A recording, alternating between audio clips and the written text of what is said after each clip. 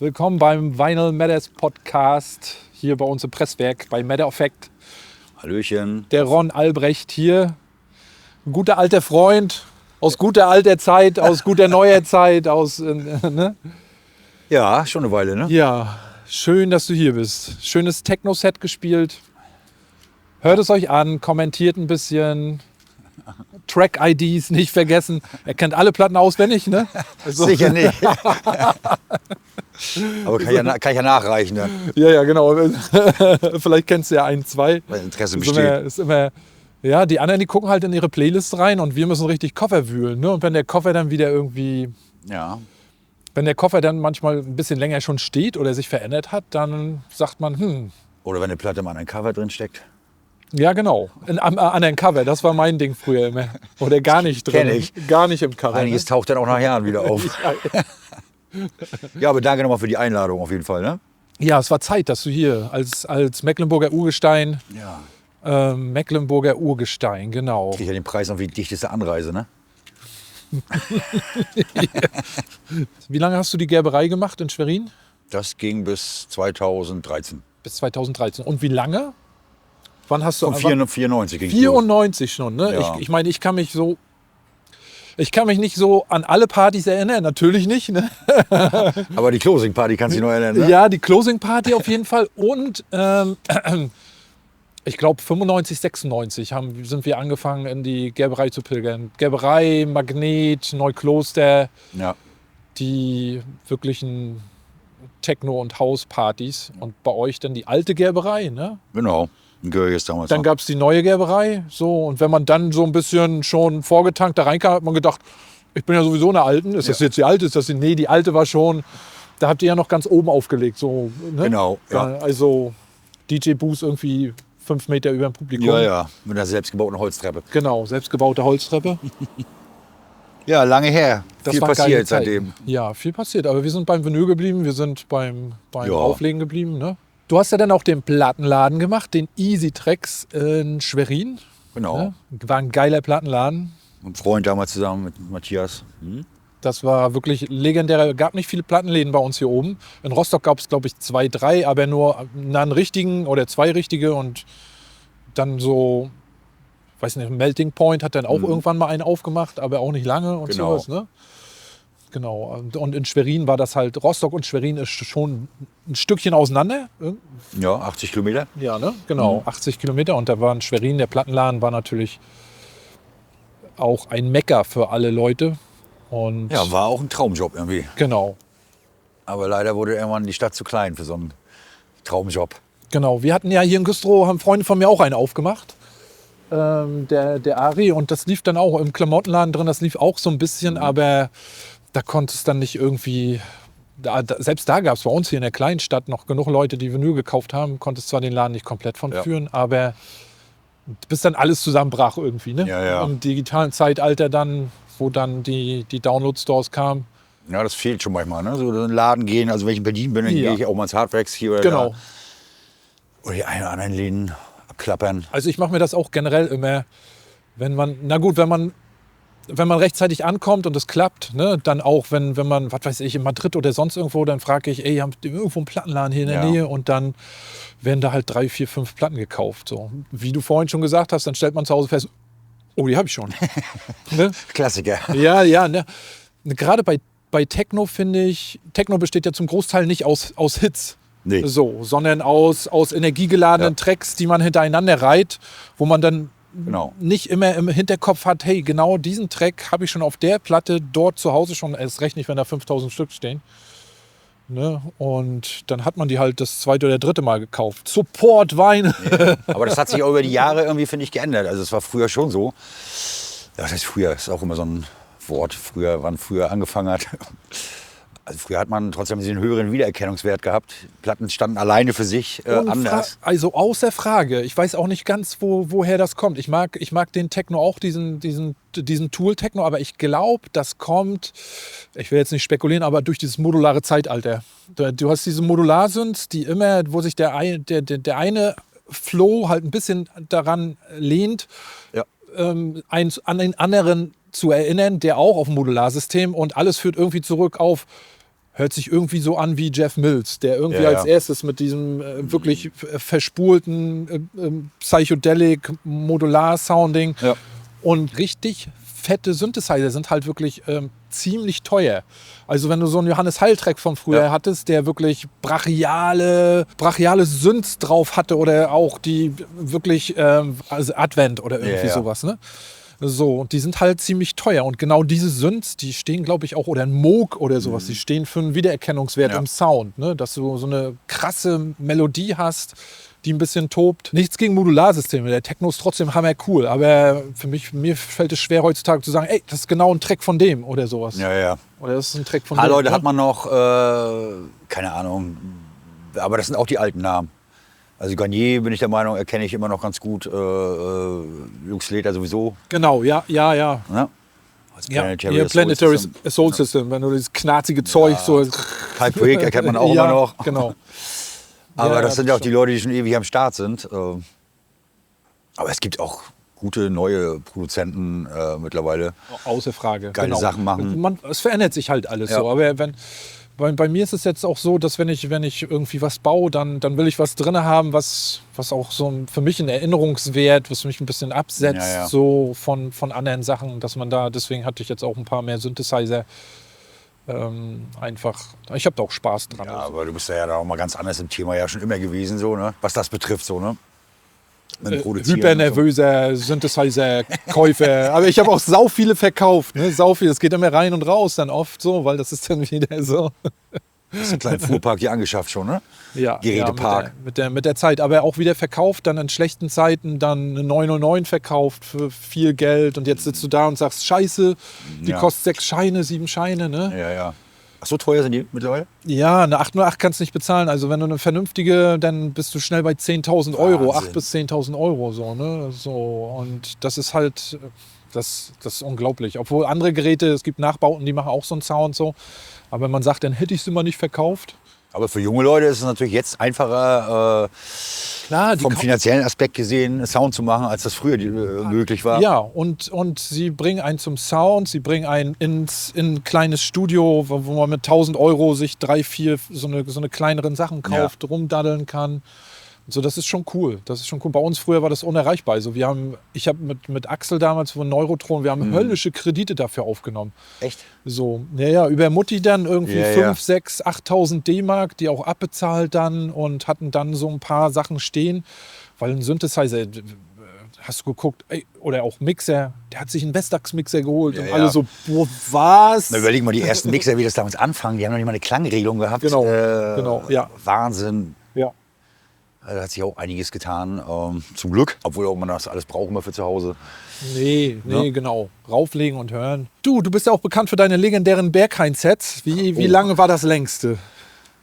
Kannst du dich noch daran erinnern? Ja, kann ich noch. Das waren irgendwie 11,5 Stunden oder so. Geil. Und so kannst du dich erinnern, dein längstes Set gab bestimmt auch mal ein längeres, auch in der Gerberei, bis keiner Ja, mehr. aber irgendwie- da hat ja keiner mehr die Stunden hergezählt. Meistens, Nee, ne? Ich war meistens sowieso mal der Letzte, der gespielt Ja, hat. weil irgendeiner musste ja abschließen auch. Ja. Und solange noch Leute da waren von uns, Ja. den Schlüssel hatte ich ja Genau. für den Club, ging das dann halt auch lange. Aber das ist schon, Aber 11 Stunden Berghain ist auch dann das Closing, ne? ja. Und dann wirklich, ja, ich denke mal auch so ein Happening für Ja, dich auf als jeden Fall. DJ. Mit Ich mag das auch gerne, so lange zu spielen, weil Ja. du halt dann auch mehrere Facetten abdecken kannst. Geht's mal hoch und runter. Hast halt nicht diesen Peak-Time-Druck da ständig, kannst schön variieren. Und energietechnisch nimmst du dir dann Schokoriegel oder irgendwas so ein bisschen oder haut das gerade so hin, dass du sagst danach so, ey, jetzt muss Ganz normal, aber irgendwie Adrenalin ja, man vergisst dann die Zeit, ne? tut's dann übrig. Du hast halt irgendwie so manchmal so einen Punkt da so, Ja. war für eine Viertelstunde so um 4, Viertel 5 oder quält sich halt rüber und dann ist wieder, Ja, geht's normal weiter. Ne? wie beim Sportler, ne? Wenn man Spaß an der Sache hat, das trägt dann ja auch. Ja. So, ne? Ja, genau, ne? Dann lässt dann alles und danach dann so einmal umfallen, so, ne? Ja, das ist dann aber auch so. Ja. Wie viel Koffer nimmst du denn mit so? Können dann schon mal 3 sein, ne? Ja, Die ne? brauchst du dann aber auch. Man kann es ja mal ausrechnen. Ja, und wenn du geile Platten dabei hast, dann A-Seite, B-Seite. Ja. Ne, kannst auch mal eine doppelt spielen nach 6, 7, 8 Stunden. Das Publikum, das wechselt ja auch. Das ist ja keine 11 Stunden Genau. auf dem Floor. Außer die du mitbringst dann. Auch einige, ne? Ja, ne?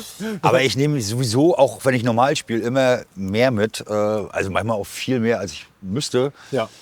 Damit ich halt auch damit ich halt auch in jede Richtung gehen kann. Und das weißt du ja manchmal vorher nicht, wie so, Genau. wie so ein Abend läuft. Oder wie du selber drauf bist oder so. Das muss ja auch irgendwie alles passen miteinander. Ja, und so hat man dann, man ist nicht eingeschränkt, man weiß, ey, da steht so noch, da steht auch unangefasst der Koffer, Leute. Ja, Da geht noch richtig gut rund nachher. So. ja, auf jeden Fall. Ja. Also da muss man auch nicht mitnehmen. Das passt dann auch. So, ne? Auch Classics für den Schluss nachher. Genau. Und das finde ich halt auch immer am geilsten, weil das sind ja auch Sachen, die du halt nicht selber, obwohl du sie selber hast, aber auch nicht andauernd hörst. Ja. Ne? Und den beim Auflegen auch, wo dann alles abbröckelt, die ganzen alten Erinnerungen und sowas Ja. und sagt, ey, hier, der Klassiker habe ich echt schon Ewigkeiten nicht mehr gehört. Die Platten, da kann ich mich wirklich an gewisse Partys erinnern. Wenn ich die spiele, dann Ja. kommen Erinnerungen auch mal, zack, weißt du noch, hier die damals. Jeder erinnert einen irgendwie an ein Stückchen anderen Moment. So, Genau. ne? So. Ja. Ich hatte dann eine Zeit, so, wo ich dann wirklich, eine wirklich schlechte Zeit, wo dann findige Leute mir einen Großteil meiner Plattensammlung abgekauft haben. Oh. So, weil ich auch echt Kohle brauchte und da ist dann viel verloren gegangen, aber vieles, dann guckt man dann jetzt, alles Ja. klar, bei eBay oder Discogs, Ja. okay, die hole ich mir mal wieder und die, weil allein schon um die Erinnerung wieder zu haben. Ja, dann. logisch. Das ist alles. Ja, das ist schon ein Thema auf jeden Fall gewesen. Früher bei einigen, wenn sie dann aufgehört haben, haben sie auch viele auch ihre Sammlungen verkauft oder so. Ne? Zum Glück musste ich das jetzt nicht machen, aber kann auch jeden verstehen, gerade in der Corona-Zeit zum Beispiel, war das ja auch nicht einfach. Gerade wenn du mit Vinyl spielst, du willst ja dann trotzdem Musik kaufen, auch zu der Zeit. Ich meine, jetzt ist es auch wieder was wert. Ne? Also wenn du jetzt anfängst und sagst, als guter DJ, ich habe eine halbwegs gepflegte Sammlung, setzt die rein, 5.000 €, wartest ein bisschen länger. Ich glaube, da schießen dir schon einige Leute ein bisschen was um die Ohren, so, ne? Preistechnisch dann. Logisch. So, weil das sind, also es gab ja eine Zeit, da war das ja fast gar nichts mehr wert. Ja. Da hat ja jede Platte im Internet einen Euro gekostet und sowas. Alle waren irgendwie am struggeln. Kein Label hat mehr Vinyl rausgebracht, so kaum. Aber irgendwie sind wir da hängen geblieben dran, ne? Das ist auch richtig cool. Also ich mag das total. Platten kaufen, Platten dicken. Das hat sich bei mir auch nicht geändert. Das war das ganze Leben lang immer schon so. Also seitdem ich Platten kaufe, freue mich immer noch auf jedes Paket, was kommt. Ja, Also, obwohl ich weiß, was drin ist. genau.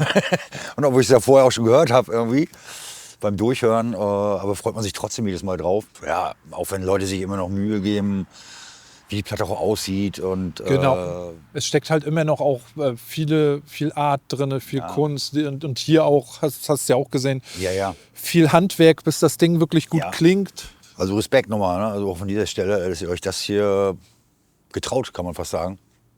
Das ist schon. Das war eine irre Idee. Ja, aber das sind meist am Ende die Besten, wenn man durchhält. Genau, ne? Und anscheinend, ihr seid ja schon eine Weile am Start jetzt. Und gerade, dass es auch bei uns hier oben möglich ist. Guck mal, jetzt haben wir ein bekanntes Presswerk hier in Mecklenburg. Haben auch einen der bekanntesten Genau. Online-Läden hier mit Decks.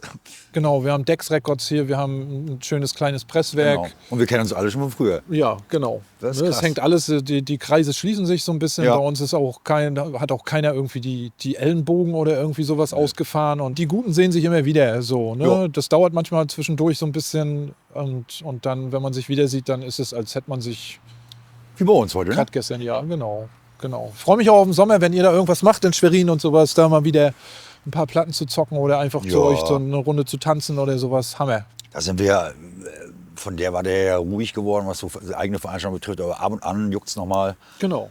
Wie gesagt, letztes Jahr haben wir ein bisschen was gemacht. Das Jahr davor auch 1, 2 Mal.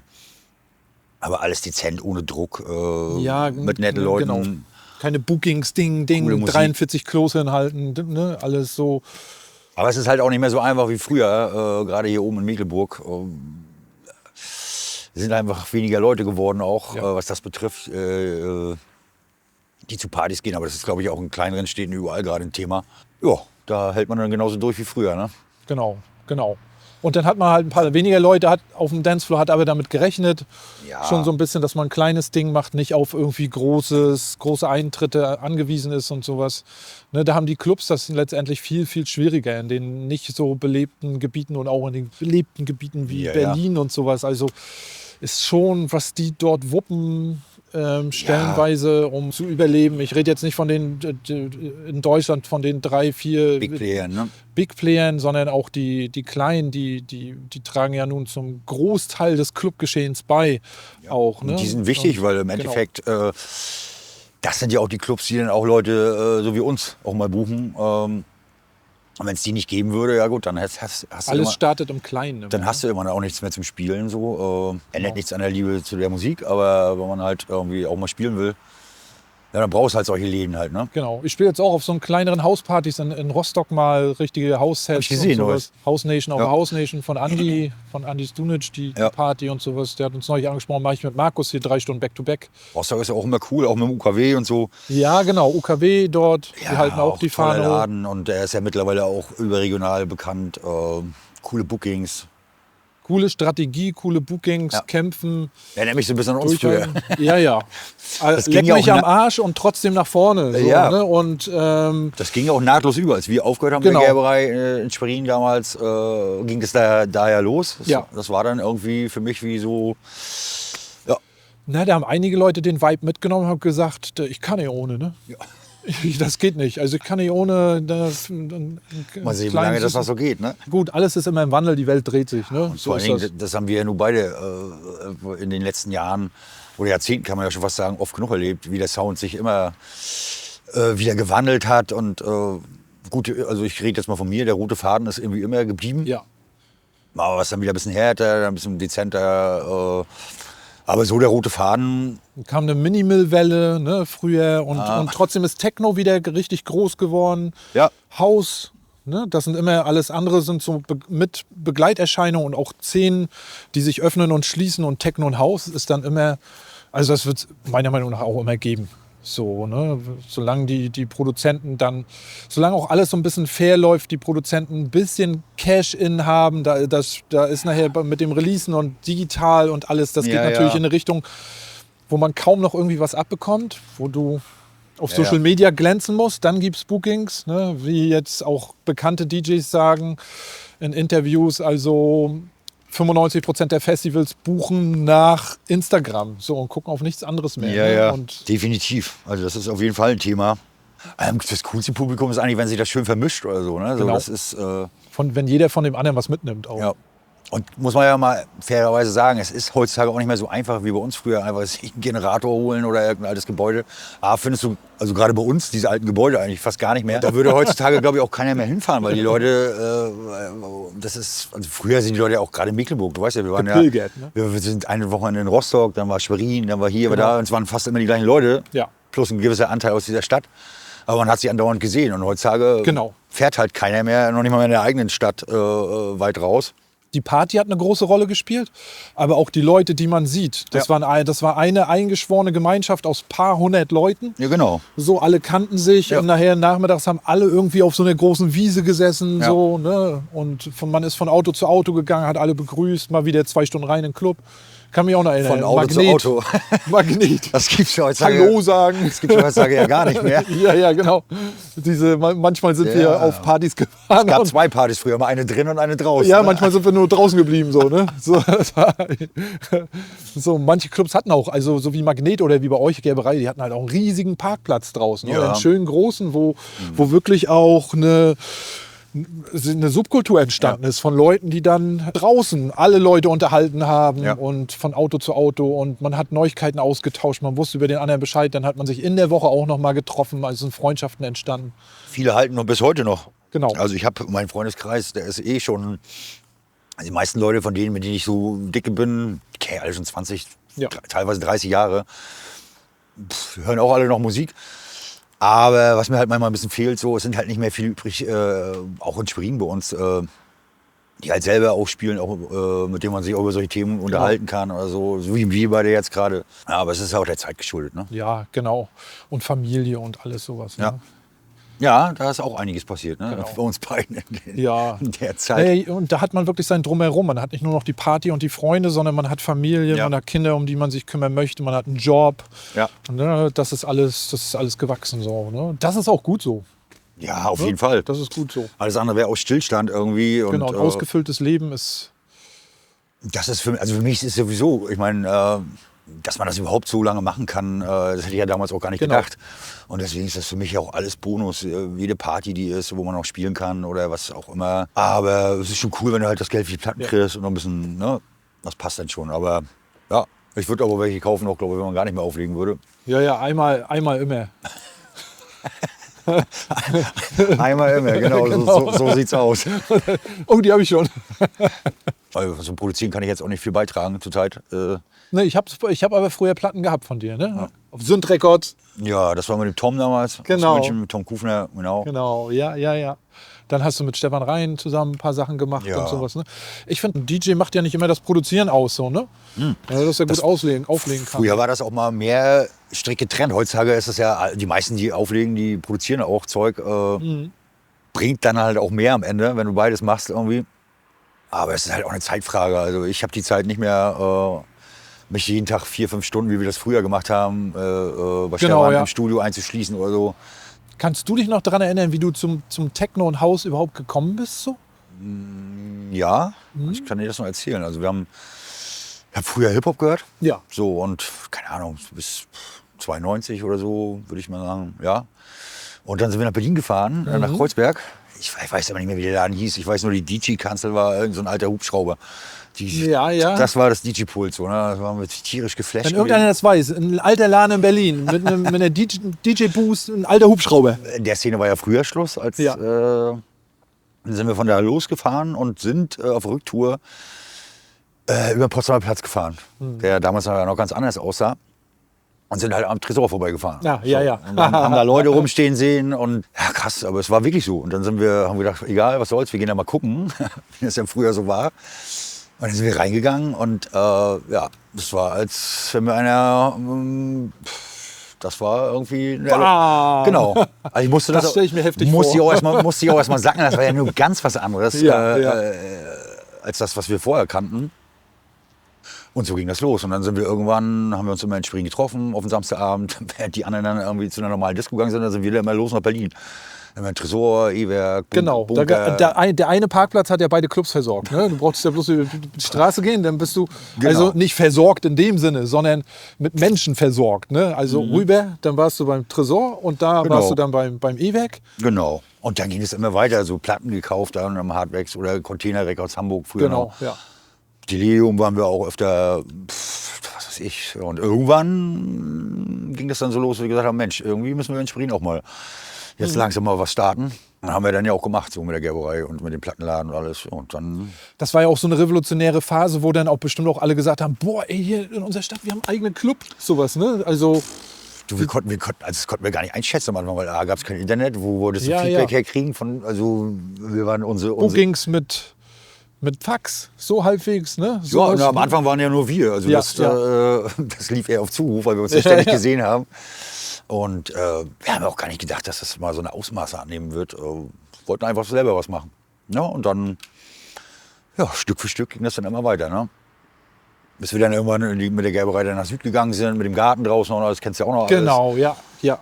Und da konnte man sich halt deutlich mehr verwirklichen als früher. Aber ja, so fing das Ja, alles der an. Garten, das war, ich durfte auch ein paar Mal da spielen. Das war, Ja, aber du hast sogar live bei uns mal gespielt. Genau. Als darf ich das hier überhaupt ja, sagen? No One, ja, das wissen die Leute schon. Ja, genau. Mittlerweile ja. Damals war das ja immer so ein bisschen... Genau, hat Slam auch an dem Abend gespielt, Genau. glaube ich. Ne? Ja, genau, ja. Slam hat gespielt und wir haben draußen im Garten gespielt, oder ich. Den habe ich sogar noch, den Genau, Mitschnitt. Sven Weisemann hat gespielt noch, Ja. ne? Ja, ich kann mich dran erinnern. Ja, das war... Hast du noch einen Mitschnitt? Ja, haben wir noch einen Mitschnitt, ja. Hm. Geil, ich habe auch noch Ron-Tapes hier. Von Echt? 97 oder irgendwie sowas. Hast du noch eine Tapekiste? Ja. Ich habe auch noch eine. Ich Ja, hab ja. 2 Stück, 2 so alles voller Ja. Tapes. Und da habe ich neulich rausgekramt und dann auch DJ Ron, Mhm. damals noch ganz normal, ne? Du weißt ja noch, gib sie nicht weiter. Ja, genau. Und dann hast du bei irgendwem gesessen so, oh, Ja, das kommt mir genau. aber sehr bekannt vor. Ich habe manchmal, bist du irgendwo im Auto gelandet auf irgendeiner Party und dann hast du so vorne ein Handschuhfach aufgemacht und dann so, Hauptsache hast du ja 8 Kassetten von mir drin. So, wo hast du die her? So, ne? Ja, Kumpel, vom Dreiecke, Freund. ja, vom guten Freund. So. Na gut, okay, die sollte eigentlich gar nicht, da stimmt der Mixer überhaupt nicht. Aber das hatte irgendwie was, ne? So, weil Ja.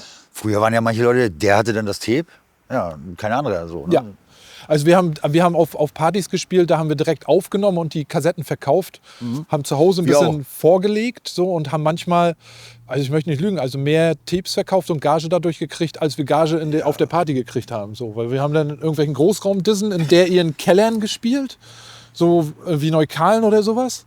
Und dort war dann ein kleiner Techno-Floor und da kamen die Leute an und dann hast du sofort, ich habe 10 Kassetten mit. Ja. Es gab ja diese Zeit auch, wo du eine reingemacht hast, dann konntest du 4 Stück gleichzeitig überspielen. Mal überspielen, dieses Wort. In schnell. Dieses Wort gibt es doch mittlerweile auch gar nicht mehr. Ne? Hast du noch so ein extra Kabel noch dafür gehabt noch? So ein Überspielkabel? Überspielkabel oder wie hieß denn das? Oder so einen bestimmten Namen. Schille, weißt du das noch? Wie hieß denn dieses Kabel noch? Überspielkabel hat man doch gesagt, ne? Was für ein Wort. Das sind jetzt so eine, wie so ein MIDI-Kabel sehen die aus, ne? So, ja. Hammer. Überspielkabel. Kennst du das auch noch so? Überspiel? Firewire. Firewire kam 10 Jahre später. iOmega Zip Drive habe ich an meinem Sampler gehabt. Kennst du das noch? Das waren so eine großen Kassettendisketten. Da waren dann schon 120 Megabyte oder sowas drauf. Da hat man dann Samples. Ja, das war viel. Das hat auch Schweinegeld gekostet. Das war alles. Ja. Da haben wir auch immer damals dann hier John Spring, der hatte dann in Rostock das Mega-Studio, wo alle dann so, Johannes wieder neu, ich habe einen neuen Synthesizer gekauft, oh nein, oh. Wahnsinn, ey. Ja, wir hatten hier oben eine gesunde Szene so da haben sich einige die Buffalos mit so einem Sohlen, ne? Runtergetanzt. Bügeleisenschuhe. Ja, und wie gesagt, das Thema hatten wir auch uns beim Auflegen vom Sound her. Ich habe auch noch Bilder vom Gerberei-Parkplatz. Ich habe so ein dickes Fotoalbum zu Hause so, und so, wo die Leute alle im Auto liegen und so. Und ja. Und so soundmäßig, glaube ich, so, das hat sich bei mir gar nicht so sehr verändert in den letzten, weiß ich wie viele Jahren. Also es gibt manchmal Scheiben, die ich heute noch spiele, die ich immer noch geil finde, und guckst du rauf, irgendwie 95 oder denkst, Mensch, 30 Jahre her. Ja. Oder man holt andere Scheiben dann beim Warm-Up raus, sieht man die auch dann, wenn man nicht, ne?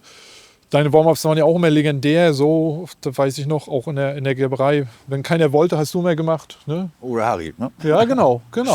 Aber ich mache das jetzt mittlerweile, habe ich ja in der Corona-Zeit auch viel gemacht. Da haben wir privat auch Partys gemacht zu Hause, ne? Wo wir es eigentlich nicht durften.